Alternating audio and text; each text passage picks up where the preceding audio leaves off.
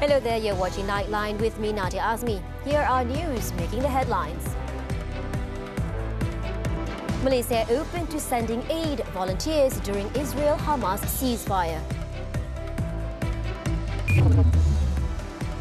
And Bersatu rejects Muhyiddin's decision to step down as president.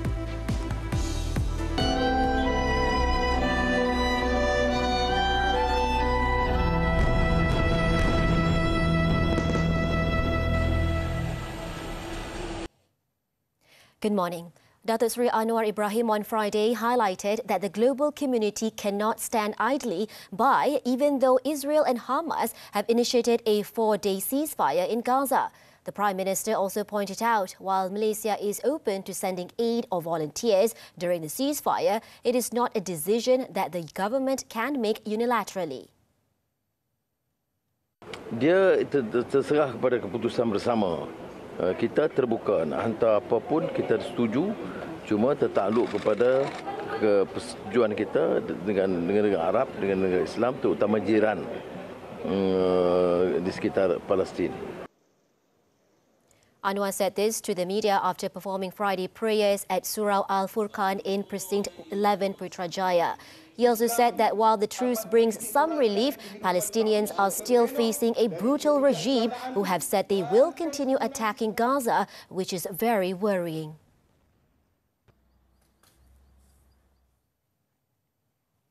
Meanwhile, after 7 weeks of war, a temporary ceasefire between the Zionist regime and Hamas took hold in the Gaza Strip on Friday. The 4-day pause, which began at 7 a.m., involves the release of 13 Israeli women and children in exchange for 39 Palestinian prisoners held in Israeli jails. The Zionist regime also claimed that the truce could be extended beyond 4 days if more hostages are freed at a rate of at least 10 people per day. And a Palestinian source has said up to 100 could ultimately go free. However, it was reported that the Israeli forces would resume fighting against Hamas with intensity for at least 2 more months once the short temporary pause ends. In the meantime, the United Nations UN agencies voiced hope that the ceasefire would allow aid to flow to northern Gaza for the first time in weeks as fresh attempts to evacuate hospitals got underway. So far, 60 trucks carrying aid were reported to have crossed from Egypt at the Rafah border point. Egypt has said that 130,000 litres of diesel and 4 trucks of gas will be delivered daily to Gaza and that 200 trucks of aid would enter Gaza daily. In the meantime, Palestinians in the besieged enclave of Gaza warmly embrace the 4-day ceasefire with a sense of optimism and anticipation for a brighter future. والله احنا كلنا الحمد لله امل وتفاؤل وفخر بقومتنا وفخر بالانجازات اللي احنا حققناها رغم الجراح ورغم الالم ولكن الحمد لله رب العالمين احنا بنعز احساسنا بالعز والفخر والكرامه يعني. Some Palestinians who had been abroad when the war broke out used the truce as an opportunity to return to their beloved country. قعدنا عالقين تقريبا 46 يوم في الجانب المصري والحمد لله اليوم دخلنا والحمد لله والله هذه فرحة لا توصف يعني الحمد لله واحنا اليوم يعني مشتاقين للأهل وللحبايب ويعني إلنا أولادنا وأطفالنا ونسائنا واحنا الحمد لله يعني رجعنا وإن شاء الله بنرجع بنلمهم تخلص الحرب على خير وسلام إن شاء الله. Despite the temporary ceasefire in Gaza, the Zionist military continued fighting at an even greater intensity than normal hours before the truce came into effect. Israeli jets were reported to have hit over 300 targets and troops engaged in heavy fighting around Jabalia refugee camp north of Gaza City. It was also reported that 30 Palestinians were killed in an Israeli strike on a school, while a Palestinian child was killed in an attack in the occupied West Bank.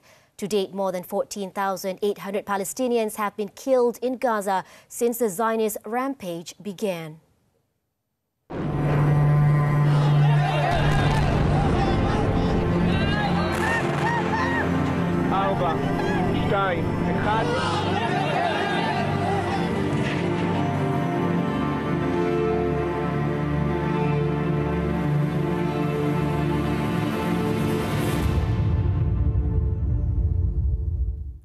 Malaysians travelling to China can enjoy visa-free travel for up to 15 days starting December. The China Embassy in Malaysia announced that the 15-day visa-free policy will be in effect for a full year, commencing from December 1st this year until November 30th, 2024. The embassy, in a statement on Friday, mentioned that the move aims to further promote people-to-people exchanges between China and Malaysia. It also specified that the 15-day visa-free policy applies to Malaysian citizens holding ordinary passports entering China for business, tourism, family visits and transit purposes. Those who do not meet the specified purposes and time limit for the 15-day visa-free policy are still required to apply for visas to China. The embassy also said visas issued to Malaysian citizens are still valid and applications submitted before will be processed normally. Meanwhile, a spokesman for Wisma Putra confirmed that the move by China to allow visa-free travel to citizens of several countries, including Malaysia, from next month will be reciprocated by Putrajaya, but did not disclose further details.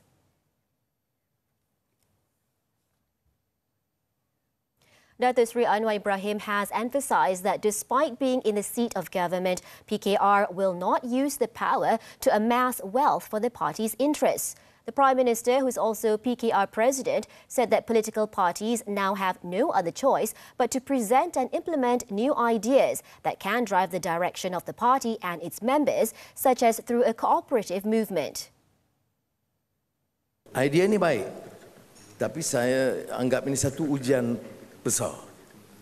Parti ini sudah matang, alhamdulillah ditampuk kekuasaan.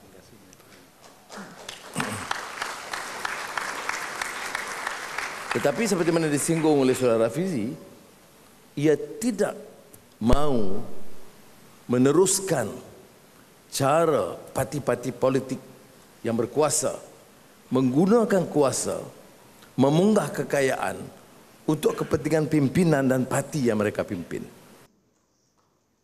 Anwar said this in his speech at a dinner event organised by Koperasi Keadilan Berhad in Kuala Lumpur on Friday night, which was also attended by his wife, Datuk Seri Dr. Wan Azizah Wan Ismail. He also said the cooperative movement, which also involves the party's grassroots, is a clear economic agenda and that all PKR leaders should show their commitment and support the movement.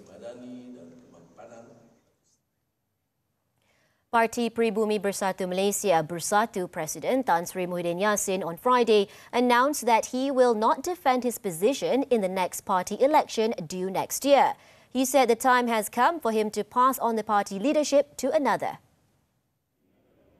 Muhyiddin made the announcement in his speech at the 6th Bersatu Annual General Assembly at the Ideal Convention Centre in Shah Alam, Selangor. Saya tidak akan mempertahankan jawatan presiden saya dalam pemilihan parti yang akan diadakan sebelum hujung tahun hadapan. Keputusan saya inilah untuk memberikan ruang pada pemimpin Parti Bersatu. Muhyiddin, however, did not name who the leader was meant to be. However, he wants the party leadership to have consultations to ensure that an experienced leader continue to be given a place in the leadership transition process. In May, Bersatu postponed the election of its Supreme Council for up to 18 months to face 6 state elections. The decision gives Bersatu room to hold its party election by the end of next year at the latest. And later on Friday, Bersatu's Supreme Council held an emergency meeting and rejected Muhyiddin's desire not to defend the top position of the party in next year's election. Party leadership circles said that the Paguh Member of Parliament, who was also the former Prime Minister, never shared the desire not to defend the party's top post. Saya sebenarnya dah tak boleh nak pandang Tan Sri dah tadi. I was very upset kerana saya fikir we started the party together and to suddenly announce yang you tak nak tawarkan diri itu boleh dibincangkan. Dalam MPT telah bersetuju, Tan Sri kata dia tidak mahu mempertahankan, bukan bermakna dia nak letak jawatan. Dia tidak mempertahankan dan kita tidak mencadangkan sesiapa pun dan Tan Sri tetap menjadi presiden kita. However, Muhyiddin still stood by his decision not to defend the presidency in the next party election. Kalau ada pun usul ke cadangan ke apa, itu biasalah. Saya ucap terima kasih Tapi apa yang telah pun saya umumkan itu satu keputusan yang saya akan kata peganglah. Bersatu Information Chief Senator Datuk Razali Idris has been charged in the Kuala Lumpur Sessions Court with making a speech of a seditious nature at the launch of the Kemaman by-election machinery on November 10th. The 57-year-old Razali, who is also Kijal Assemblyman, pleaded not guilty after the charge was read out to him before Judge N. Priscilla Hemamalini. He was charged with making insulting remarks by saying decisions of the judiciary were being controlled by the government at Padang Astaka Cukai Kemaman in Terengganu between 9:30 p.m. and 11:30 p.m. on the night in question. The charge under the Sedition Act 1948 provides for a maximum fine of 5,000 ringgit or imprisonment of up to 3 years or both upon conviction. The court allowed bail of 6,000 ringgit in one surety and set an additional condition that the accused refrain from making any comment or posting about the case until it is settled. The court fixed December 8th for mention.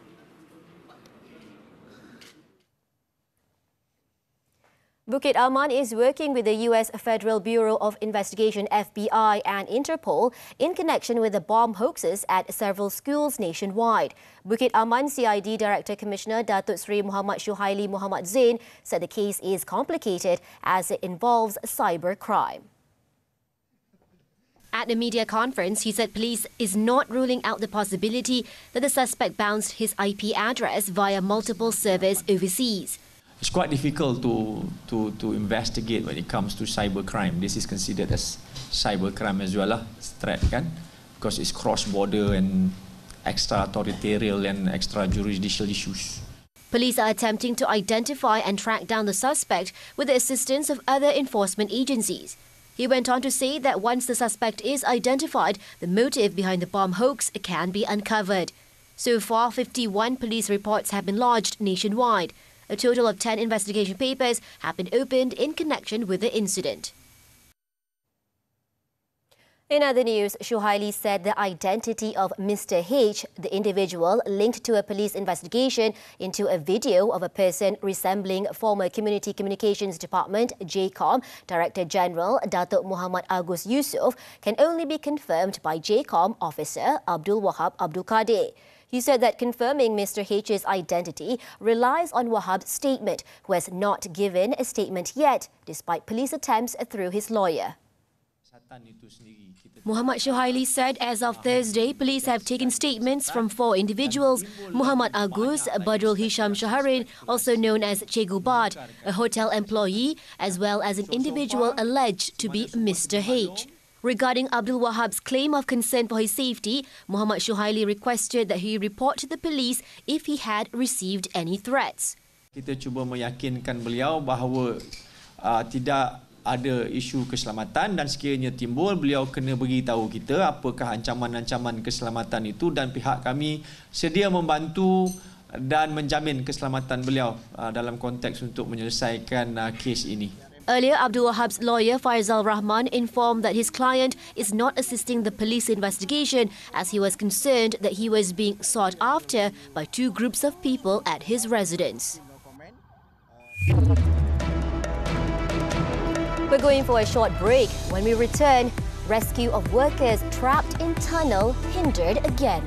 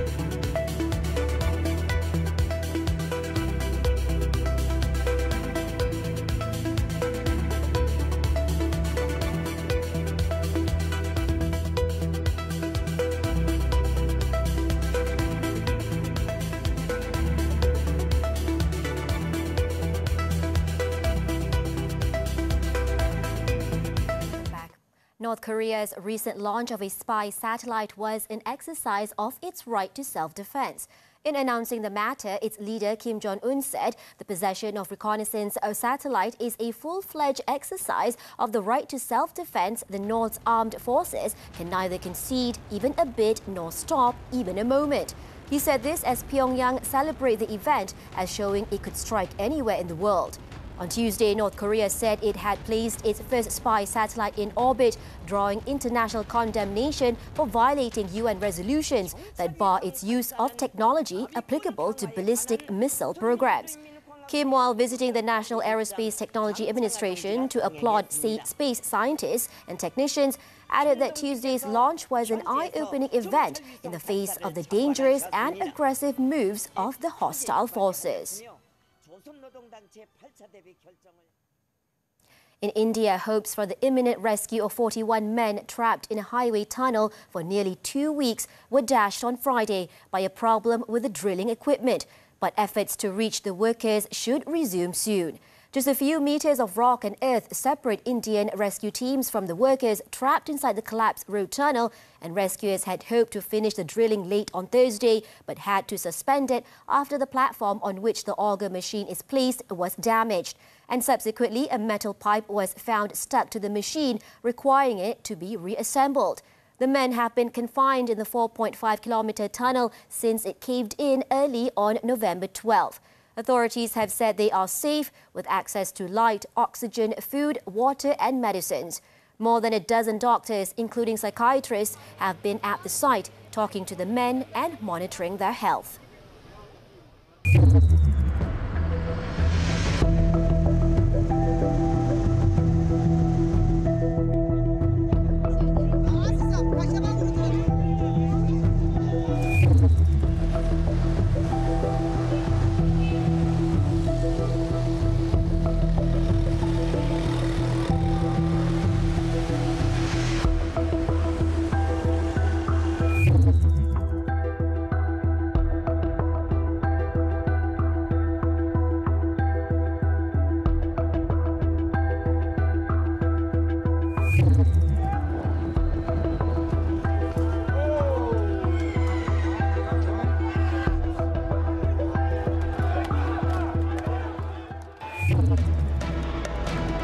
A convincing win for Sabah. Sports after this breather.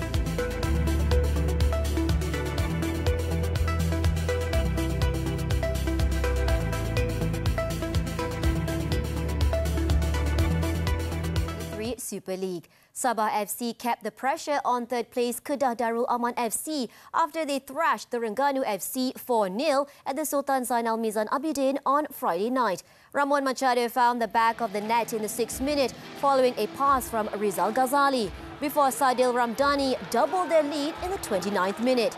The visitors added another goal just before the interval through Miguel Sifu, putting his side on the driving seat. Substitute Jafri Firdaus Chu put the final nail on Terengganu's coffin in the 48th minute, sealing a convincing 4-0 win for Sabah. The win put Sabah in fourth with 48 points, just 2 points behind Kedah Darul Aman with a game in hand.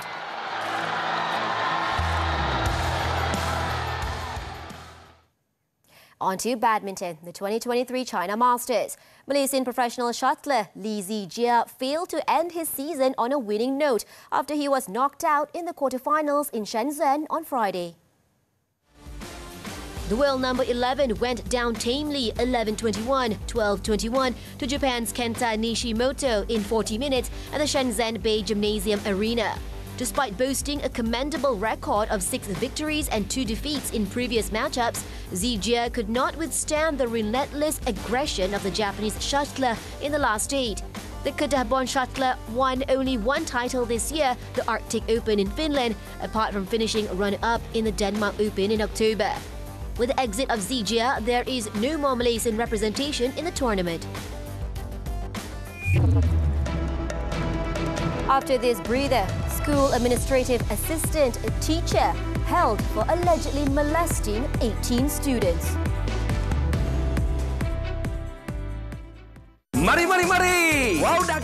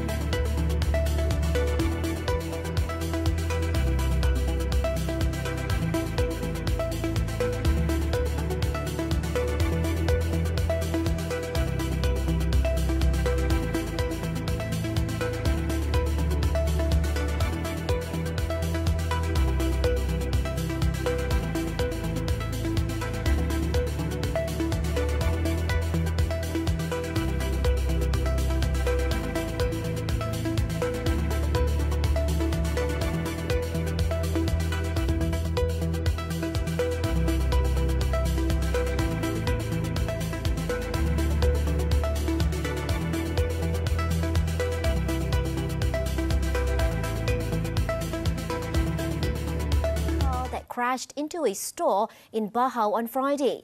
Jumpol District Police Chief Superintendent Hu Chang-hook said 75-year-old Tan Ju Lad died at the scene due to injuries to her neck. The 8:50 a.m. incident occurred as a 78-year-old man driving alone from Taman Satellite towards Taman Meranti attempted to park his vehicle in front of an eatery. Suddenly, the car surged forward unexpectedly, crashing onto 2 individuals who were dining at the restaurant. As a result of the accident, 1 victim succumbed to injuries and died at the scene. Another victim, a 35-year-old man, sustained minor injuries and was receiving treatment at the Jumpol hospital. The car driver has been arrested and taken to the Jumpol Police headquarters for further action. An 18-second video of the incident went viral on social media, and the case is being investigated under the Road Transport Act 1987. Sarawak Police arrested a primary school student administrative assistant on November 17th after 12 reports were filed against him for allegedly molesting 15 special needs students. State Police Commissioner Datuk Mancha Atta said the suspect, who is in his 40s, is currently under remand for investigation under the Sexual Offences Against Children Act 2017. The victims are those who have been identified to be children with disabilities, including learning disabilities, physical disabilities and autism. 12 laporan polis telah diterima daripada penjaga dan guru kepada 15 mangsa antara 16 hari bulan 11 yang lepas sehingga 22 hari bulan 11 yang mendakwa anak mereka telah dicabul oleh seorang pembantu pengurusan murid di sekolah tersebut. Under the Act, the suspect could face up to 20 years in prison and caning upon conviction. Mancha said the suspect could also face an additional imprisonment term of up to 5 years and not less than 2 strokes of the rotan. The arrest was made following 3 police reports that were received against him for allegedly molesting 3 victims between the ages of 14 and 15. The suspect, who is in his 40s, is currently under remand for investigations under the Sexual Offences Against Children Act 2017. We have decided to offer a reward, 50,000 ringgit. Memasuki hari ke-6, nasib remaja perempuan warga Island Nora Ann Quiring. Kampung ni belum pernah ada kes berlaku kes besar macam ni kan, kes-kes pelancong hilang. Dan mayat tu dibawa keluar menggunakan helikopter.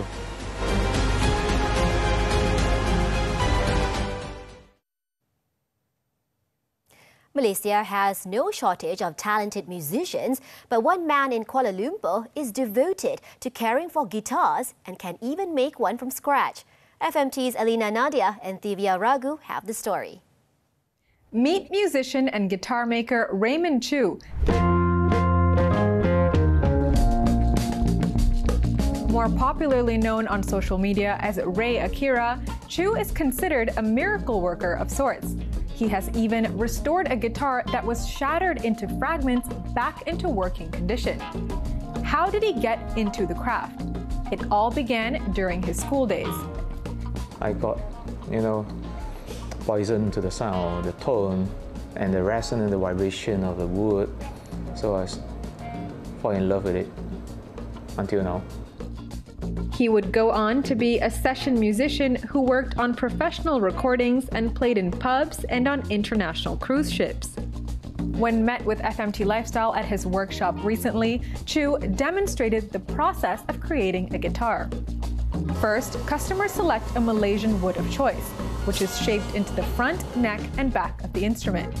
The back of the guitar is also carved to make room for electrical circuitry. Laser cutting machines speed up this previously handcrafted process.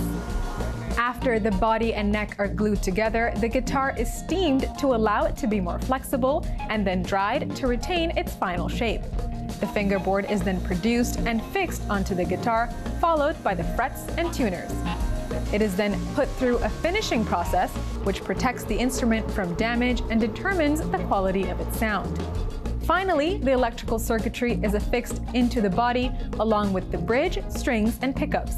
These work together to convert the vibrations of the strings into electricity to be amplified. And there you have it, a Malaysian-made electric guitar for you to rock out to your heart's desire. Divya Ragu and Nadia, FMT Lifestyle for Nightline.